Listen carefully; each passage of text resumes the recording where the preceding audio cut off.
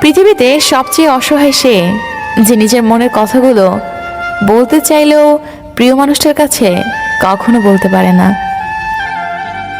মেয়ে হয়ে জন্ম নেওয়া সহজ, কিন্তু বেঁচে থাকা অনেক কঠিন। হাসতে গেলেও ভাবতে হয়, কাঁদতে গেলেও ভাবতে হয়। রাগ আর তুফান দুটোই থেমে গেলে বোঝা যায় ক্ষতি ঠিক কতটা হয়েছে। চুপ থাকার চেয়ে বড় শাস্তি বোধহয় এই দুনিয়াতে আর কিছু নেই। প্রয়োজন ফুরিয়ে গেলে মানুষের কথা বলার ধরনটাও পাল্টে যায়। তাই লজ্জার কিছু নেই। যারা ভালোবাসতে জানে তারা কাঁদতেও পারে।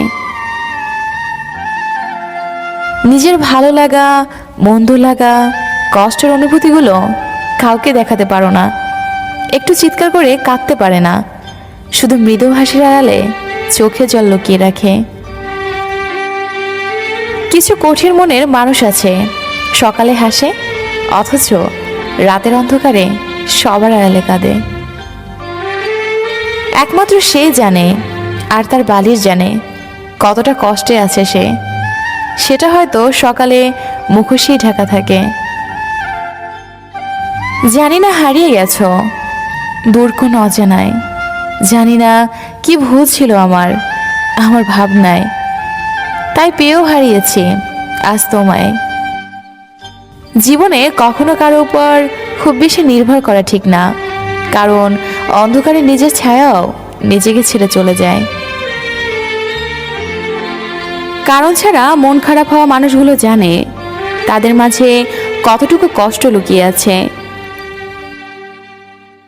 ভালোবাসা পাপ নয়, নিজের সত্যিকারের ভালোবাসো, দেখবে পৃথিবীতে সত্যিকারের ভালোবাসা আছে।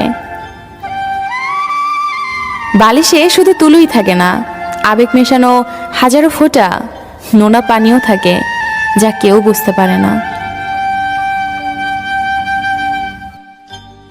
কষ্ট মানুষকে পরিবর্তন করে, কষ্ট মানুষকে শক্তিশালীও করে। তাই প্রতিটি কষ্টের অভিজ্ঞতাই আমাদের জন্য নতুন শিক্ষা। প্রত্যেক ভালোবাসায় দুজন সুখী হলেও তৃতীয় একজন অবশ্যই কষ্ট পাবে। এটাই হয়তো পৃথিবীর নিয়ম।